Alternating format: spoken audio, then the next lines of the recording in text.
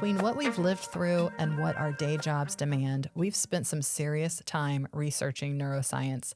The pattern we keep seeing is the way we think shapes the way we behave.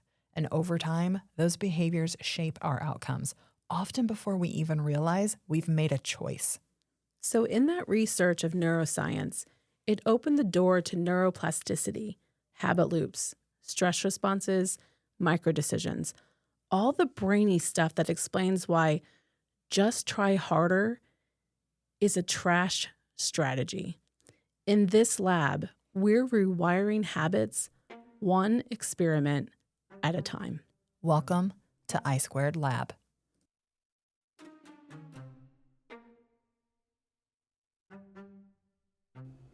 So sometimes randomly, Jocko Willink, his podcast will just start in my car because we were listening to him, if you guys remember, for our Leadership Journey Summit at work.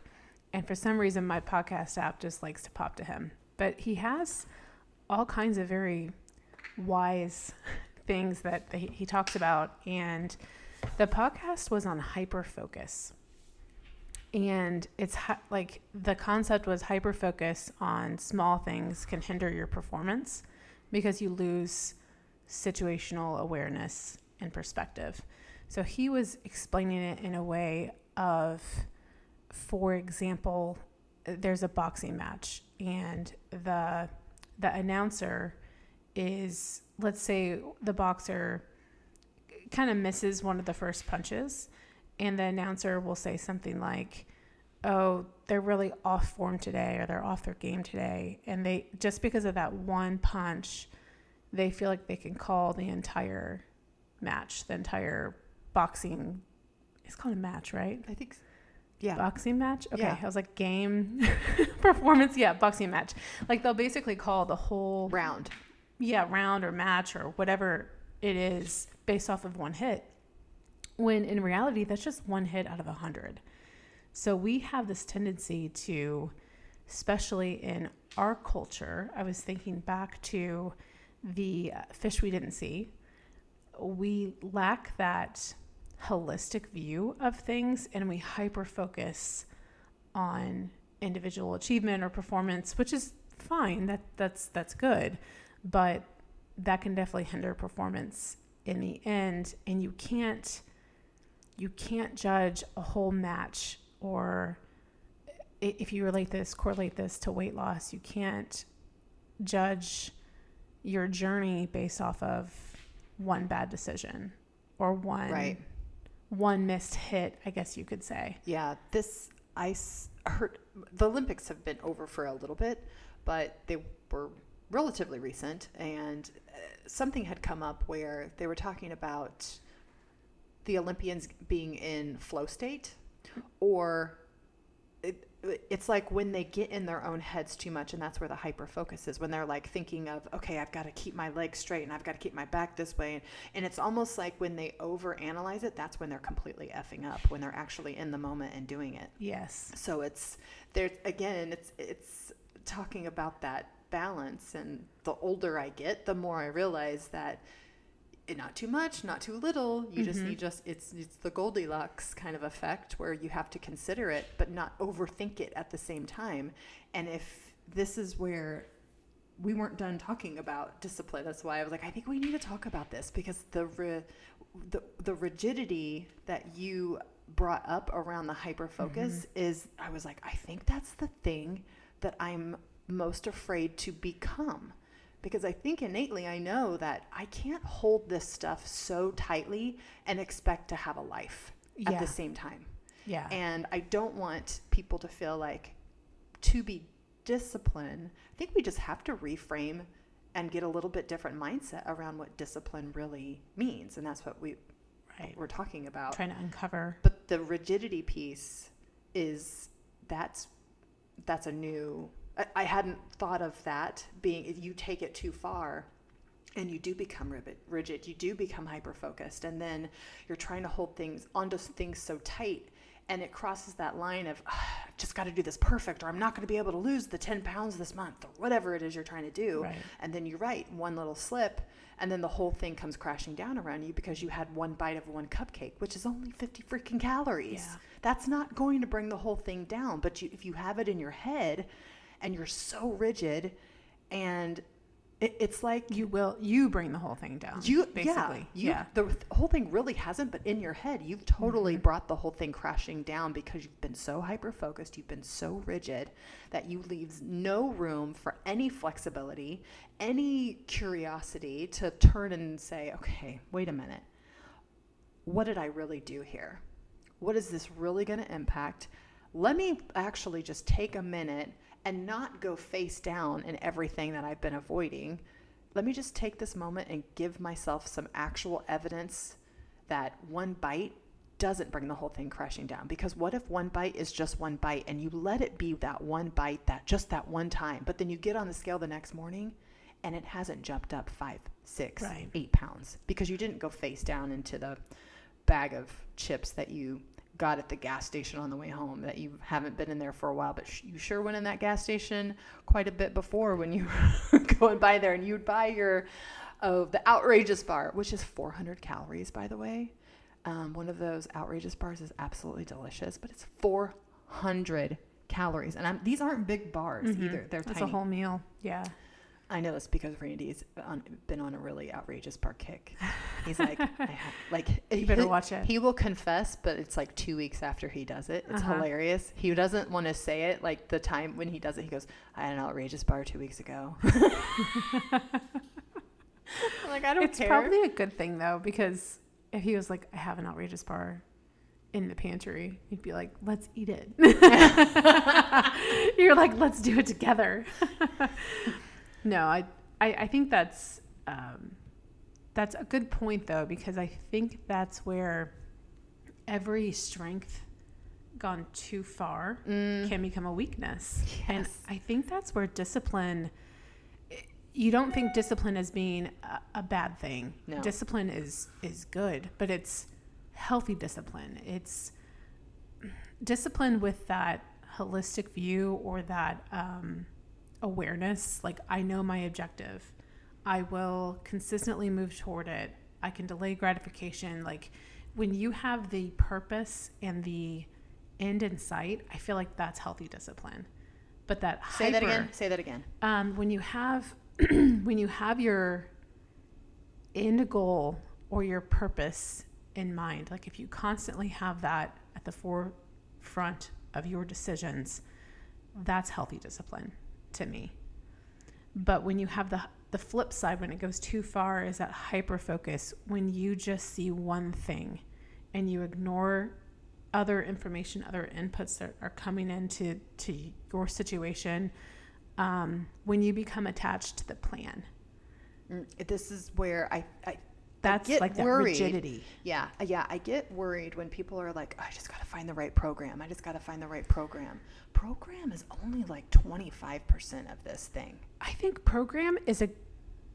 I think it's necessary when you're starting out. You have to have the point of control because you haven't had a point of control. You have to have that structure. Yeah. So I think the program you choose to go into, as long as it's something that you feel like you can do the rest of your life, then do that. Right. Then do that. And let that be your point of control as you get going. And I think if you can learn to build discipline around that program, but not get so hung up on the exact steps that you have to do.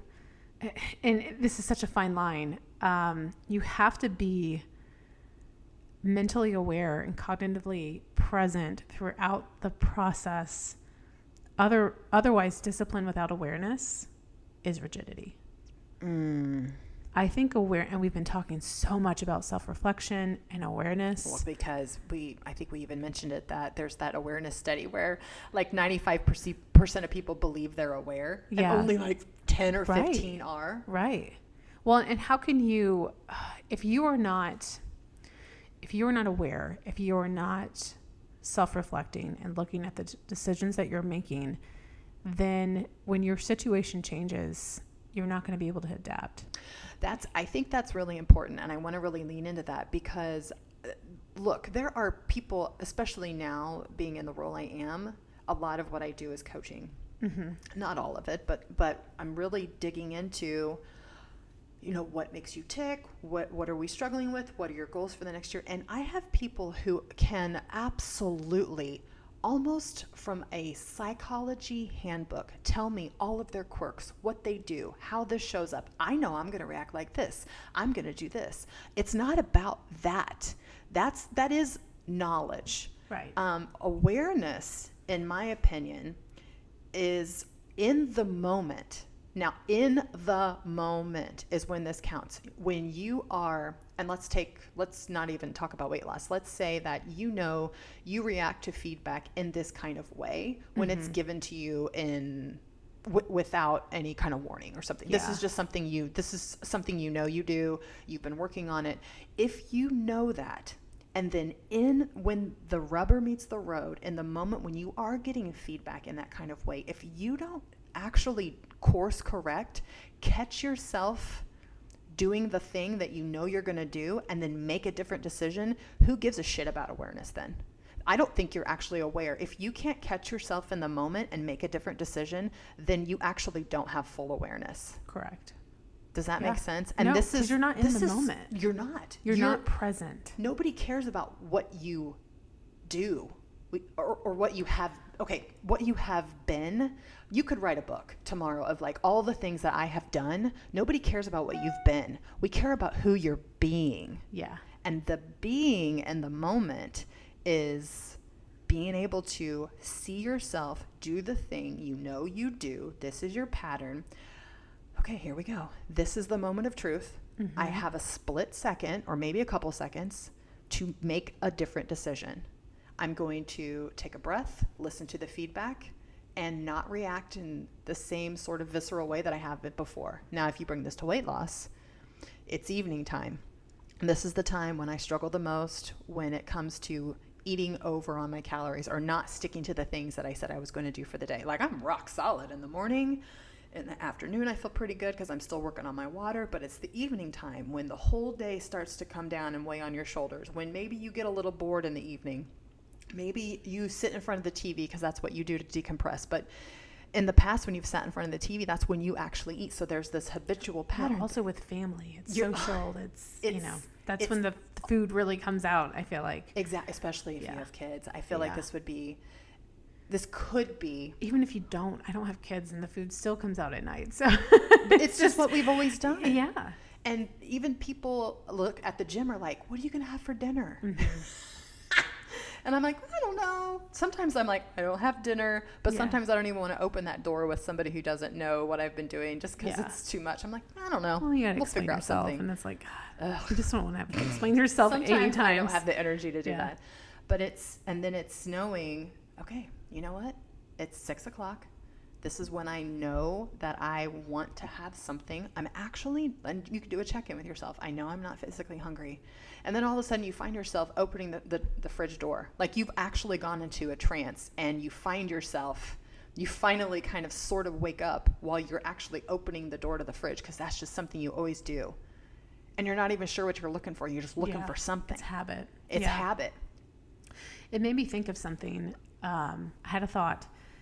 Every time we are going through a weight loss journey, we talk about how much more intentional we are and how much more aware we are and how much more present we are. We even talked about noticing like the leaves changing in the fall. We actually were present for our lives.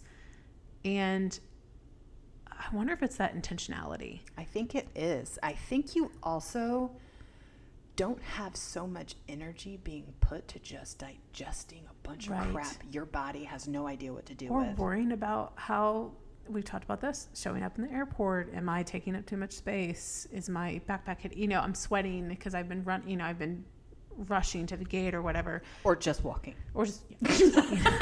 I was rushing like a normal person to the gate. No. When I was 355 pounds, just walking to the gate, I was sweating. I mean, I could pretend I was running, but even if you're not aware of those thoughts, 95% of our thoughts, some number very close to that, is subconscious. Like you are still 100%. subconsciously worried about that stuff. Well, 95% actually, yeah. Yeah. I said 100%. Yeah. I agree with you 100%. But Yeah. yes, it is 95% our subconscious thoughts. You don't even have access to cognitive access to that part of your brain. Like it is a part of you. It is who you are, and you have those thoughts, but you are not aware of them. Mm-mm. That's one of the scariest scary. parts, and that's, I think it's like every time I believe you have to go around the mountain as many times as you need to get to that level, so that you can start to work with those kinds of things in a different way. At some point, I think that's why this time is different. You know? I think it's one of the reasons. Yeah. Yeah. I think that also when you start to eat real whole foods, that the food noise that you have, I'm not saying it goes away for everybody, but it decreases. And then I don't think you realize how much energy is put into just trying to find that next thing. And then if your meals are already pre-planned, pre-logged, pre-measured, I've got them packed. I have my meal 2 packed for the day. I've already had my meal 1. I'm not hungry at all. I'm drinking water, and I have a black ice cold brew right next to me. That's good. It's so good. That's all I need. That's all I need. And I'm not sitting here thinking or wondering or ruminating on what my next meal is going to be. I know I have it. It's good, but I'm not obsessing about it. And I don't, I hate even saying the word obsess about the food, but I was constantly thinking about food when I was eating highly processed, highly palatable type foods. Well, and when you first start a plan, when you're first starting weight loss, I know I obsess about it, which you could also call it hyperfocus. It's, what am I going to eat at my next meal? What am I going to eat tonight? What am I going to plan for next week? I obsess about it. Almost like you're starting a new school year too. Right. You get the fresh notebooks, you get the fresh pens. I'm starting a new my backpack, and you get obsessive about it. And I think that's that hyper focus. And maybe that rigidity at the beginning is okay, because I know you said it a lot. You got to put the blinders on, head down, basically. And there was a lot of times I did. Yeah. And I could even look back on those months, and I did lose weight, but I don't know that I experienced the behaviors and the habits I was doing. There was, maybe we get into this on a different podcast, but there was something I heard the other day, and I was like, man, I've got to do a nerdy fact on that. And is there a difference between doing a habit and experiencing a habit? Are you just checking a box, or are you actually physically, emotionally present and experiencing the habit? Because if you are just checking a box, I think your brain will just be like, okay, yeah, whatever.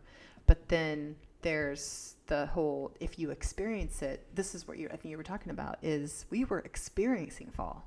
Yeah. We checked a box with fall in the past, but when we were in weight loss mode that one year in Weight Watchers, we were like, it's just weird, because I'm actually noticing that, the weather is like this, and the leaves turned, and in the past it feels like they only turn and you get to experience them for like one day, but actually it's like 2 or 3 weeks. Yeah. And maybe that year was different, because sometimes it's really dry in Indiana. I don't think it was, though. I don't it's like, either. I've every fall since then, it's like, no, we get a good 3 to 4 weeks. We really do. If you really start, when they first start to change and you start to notice it and you start to appreciate it and recognize it, then you really do get to experience the full season, instead of just like, oh, it's peak today and then that's it.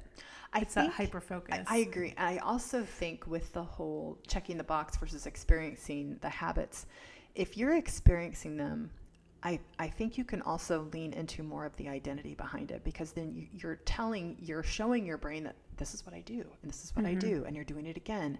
And then your brain's like, well, I guess we're just somebody that drinks the water, and then we pack our meals, and I walk in the morning every day. What's interesting is when I first started walking outside, towards the end of, I didn't really walk I didn't do any movement at all the first 100 pounds I lost. And then as I was moving into the second 100 pounds, I was like, well, I'm actually feeling pretty good. I'm going to start adding in a little bit of movement here, just some walking.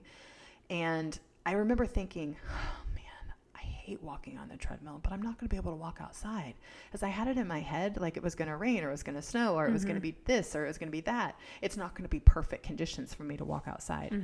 Honestly, when you start getting up every day and trying to find it's really, I could count on one hand the whole winter that I couldn't actually go outside and walk. The whole winter. Because you and I were meeting in the mornings. There was only one time. Yeah. We were like, oh crap, it is raining like pretty hard. And that time was different. I don't mean this to come off in like a rude way, but like you and I have met to walk in the past. So much. And we've been around this mountain many times. And we always, we have found that meeting together and walking together and talking is like therapy. Yeah. It's just therapy for us. But in past times, you or I would cancel on each other for some reason. But it wasn't the weather. And no, it was always, well, like sometimes it was the weather. Like that was the excuse. It was the excuse. But it really wasn't. But it wasn't the weather. It was like, I really just, and I knew every time you canceled on me, I knew it wasn't the weather. I know you, I know me. And it was just like, you just didn't want to get up that day. And I was actually fine if you canceled on me because I was like, oh, good. I don't have to walk. I know. It was almost like, oh, good. But good, because I don't want to either. It was It was different this time. It is. We hardly ever canceled on each other. I never thought in my head like, oh, she's probably going to cancel. Because you didn't. You know, it's like you always showed up. And I say it that she always showed up because you had to physically drive to my house. But it was like 5 minutes away. It was impossible for me to cancel on you because you were at my house. Like, it's not like I couldn't I wasn't getting in the car and driving somewhere. Yeah. So it literally, you were at my house. So. And maybe it was a little bit for me that I was bringing Sawyer because I knew she really loved it. She needed it. And she needed it too. Yeah. She needed it just as much as I did. And she loved walking at that golf course. Yeah. I think she was convinced that was her property. Oh, I think she still thinks that's her property. Yeah, she does. I was dogless at the time, so.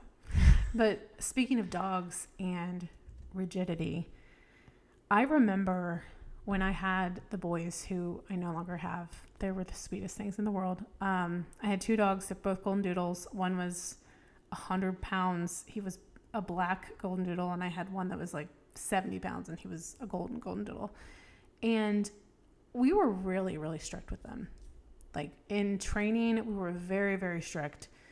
Sit and stay, heel, like all of that stuff. I wanted them to be able to do that off leash. And I remember Mom saying, you were so rigid with them. Mm-hmm. You were so strict with them. And she would blame Adam, because that's what Mom does. Mm-hmm. She was like, Adam is so strict with them. It's not her perfect little angel. Yeah. Of a daughter. I'm like, I was the one that was training them. I was the one with the background in like dog obedience, like from my childhood. Like I was the one who was doing it, but yeah, it was Adam's fault. But then when we would go on vacation with them, and we went camping with Dad a lot, because we would like to go to NASCAR races, and Dad liked to camp. So he would watch the dogs. He would watch the dogs. Yeah, we went to the track, and they were able to be at the campsite off leash. I could trust them. I could trust Dad. If they got up to go investigate something, all Dad would have to say is back, and they would come back and sit down with a bone or whatever it was. And people who would come in, like we were down in Georgia one time, and we have family that lived down there. They were just shocked that those dogs minded so well. But that was the purpose. But you put in the rigid work, discipline, the work early on.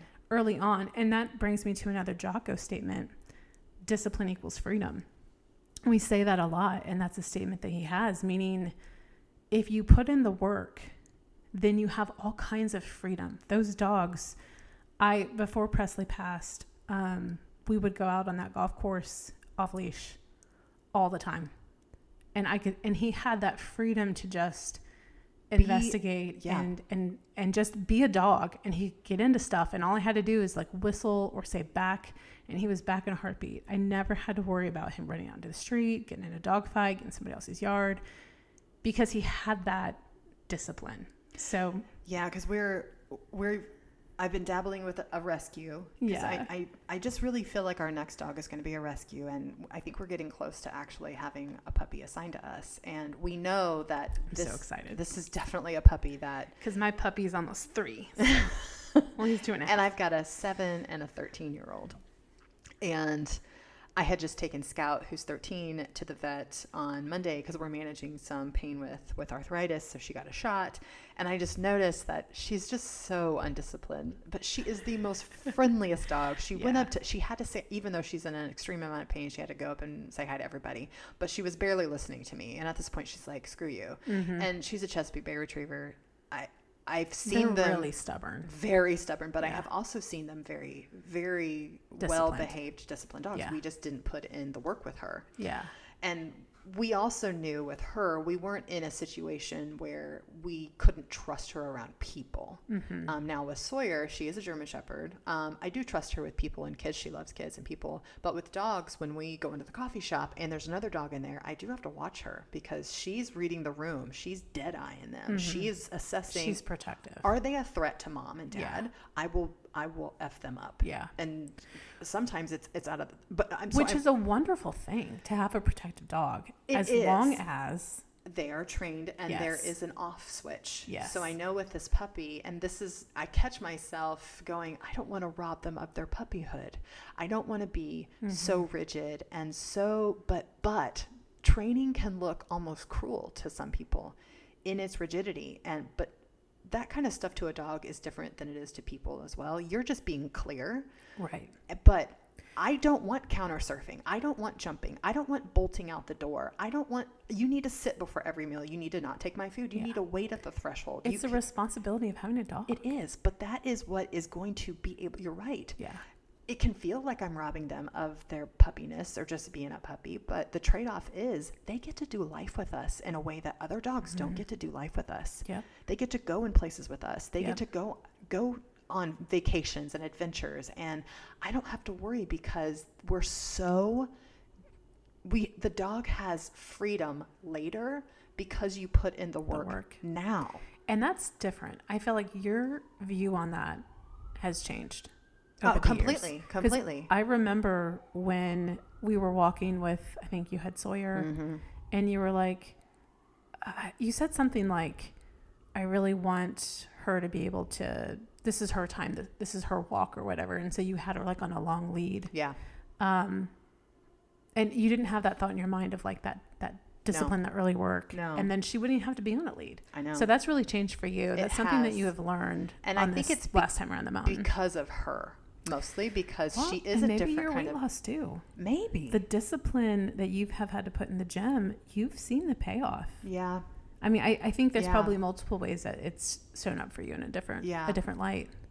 I mean, or if we are bringing it back to weight loss, that early rigidity, I think you're right. I do think there has to be the early a plan, meticulousness that's there, tracking, weighing, hard boundaries, because you are going to say no to things for the first time that you haven't in a long time. Yeah. It isn't the finish line though. It's just the beginning. It's uncomfortable and it can feel like it's robbing you of spontaneity. Yep. It's robbing you of the novelty, or it's robbing you of just living. I'm doing air quotes, but it's building the exact capability that eventually lets you go to the birthday party, the vacation, the buffet, and trust yourself once you're actually there. And at some point, I think it's probably different for different people, but at some point when I'm doing air quotes too, when you're on the plan, you have to test things out. You have to dip your toe in the water of the buffet or the restaurant. And just see like what happens. And I'm not trying to like tell people that you need to all go out and go have a birthday cake. Have a piece of bread. Like have a piece of bread. What if that is what you allow yourself though for this week? And then monitor. How did it affect the scale? How did it affect how I felt? How did it affect my sleep? Do my joints hurt? Do I want to go face down an ice cream now that I've had a piece of bread? And be aware and get that awareness, because without awareness, I love that. I really do think discipline becomes rigidity without that self-awareness. I think you're right. I think, and it's going to be different for everybody when they're able to let the reins loose a little bit more on themselves. Maybe they can't. Maybe they're like, okay, I'm not quite ready for that. I had a piece of bread when I went to that restaurant, and oh my gosh, I could not stop thinking about stopping at that one grocery store because I get this one cookie there and it's amazing. And I did. I stopped and I got the cookie and I ate it in the car. Yep. or whatever it is. So okay, you know what? I'm not quite ready for that. Let's bring it back. Let's set up the boundaries again. The goal was never the rigidity all the time. It was earning the kind of freedom that only shows up after the structure did its job. Mm-hmm. And that's going to look different for everybody.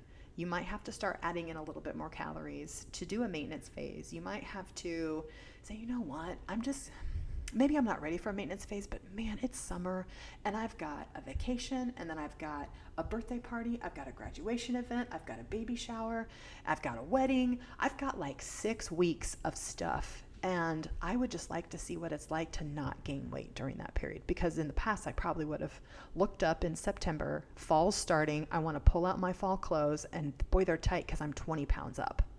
What if you just took that moment and said, let's just do a maintenance phase right now and see what that looks like? So you're able to see what life would look like. You're also, yes, you're losing weight and you are taking your life back in a lot of ways, but you also are building a life, which is the dog training piece where we talked about. You're building a life with them. Mm-hmm. You're doing the same thing with yourself. So there could be times where you need to be more meticulous, a little more rigid with what you have going on, just because of how your brain works, what you have going on, how you've behaved with food in the past, how maybe emotionally or addictive eating you are. These are all things that are going to be different for different people. There are actual things that I still don't allow in the house because it's just not something that I want to mess with. Mm-hmm. I don't have, because Costco has nuts that you get by like the pound or more, and it's so cost effective. I just can be someone who can get really snacky, especially in front of a TV. So if I'm like 2 or 3 shows in, that's when I start to look around. That's when I'll find myself at the pantry, or I'll find myself at the fridge. I've been here long enough. It's time to get a snack. I'm like, you know what? Yeah. It's time to turn it off. Yeah. Is what it is for me now. Yeah. Smart. I think there's a tie to resilience here too. We talk a lot about resilience. When you look at the resilience of like a material when it comes to engineering, I'll use engineering as an example. There's a stress point in material that it'll bend. Yeah, this is a good one. And there's a point, depending on the material, where it's so rigid, it's so brittle. I don't remember the theorem. Break. It's an engineering. Yeah. It's very sciencey. There's a whole like little graph thing that shows like the stress point of a material and how it starts to like bend. And then eventually, though, depending on the material and depending on the amount of stress, it will break because it's brittle, because it's rigid. I think there's a tie to resilience in nature too, because when you think about anything, and now I'm going to sound like foo-foo, but we were talking about the fall, and it made me think of this. Anything in nature, nothing in nature survives if it's rigid. Think about the things that adapt, like a forest adapts. Trees lose their leaves to survive the winter.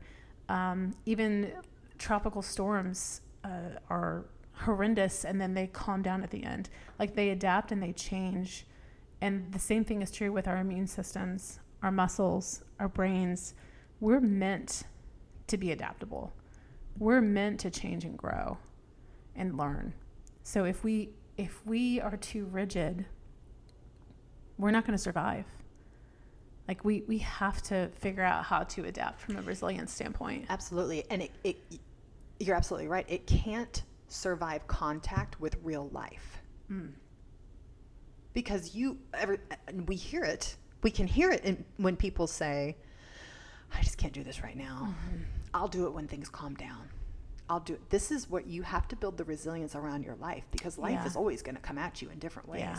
There's always going to be something going on. There's always going to be something. Hopefully there is always something going on. Yeah. I mean, to be a Pollyanna positive person about this, like hopefully if you have nothing going on, then your life is pretty stagnant.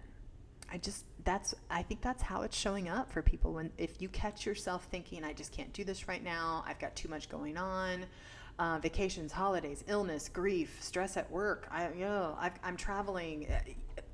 I hear that's probably the number one excuse I hear, that people just freely give to me. I'm not looking for reasons why they're not doing whatever they think they should be doing, but they're like, how do you do it with travel? I get that. That's probably the number one question I get from people at work. I'm like, look, travel wasn't going to slow down for me. I was in a management position. I'm still in a position where I'm going to travel a fair bit, maybe not as much. I could. Maybe more. You could travel as much as you want to travel. Yeah, there's going to be times where I think it's like October this year is going to be wild and crazy. Yeah. I'm going to probably only be home for 1 week of the month. It's going to be a little crazy. Which is sad because that's like my favorite month of the year. I know. But I get to go to Europe during fall. So I'm kind of excited about what that looks like there. But I just had to decide, look, this time's going to be different. So what am I going to let hold me back? I could say, well, I'm going to not do this right now until travel slows down, which is going to be what, 6, 12, 18 months, maybe never. You have to figure out how to live the life. What can you do that's going to survive contact with your real life that you can do?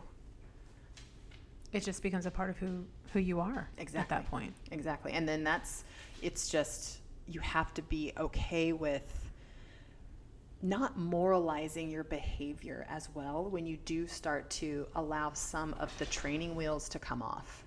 That it's not good days. I'm trying my best not to do good food, good days, bad days, on, off. Those just have a connotation of that you've done something that you shouldn't be doing. But I think there's that kind of framing activates the shame response. We have a puppy that's coming up. We're doing this at home, and I have Opie just crawled up in the Lori's lap. I have an Opie in my lap. Thank you, Bubby. Hey, Bubba. It increases that threat response, and it makes it harder to recover, not easier, when you are thinking of, if you are so rigid that there's this bad, good, moralizing line of what you're doing and not doing. Yeah. I think I like that. The purpose of discipline isn't to keep doing the same thing forever. Yeah. It's to keep pursuing what matters. Until next time, stay curious. Keep experimenting.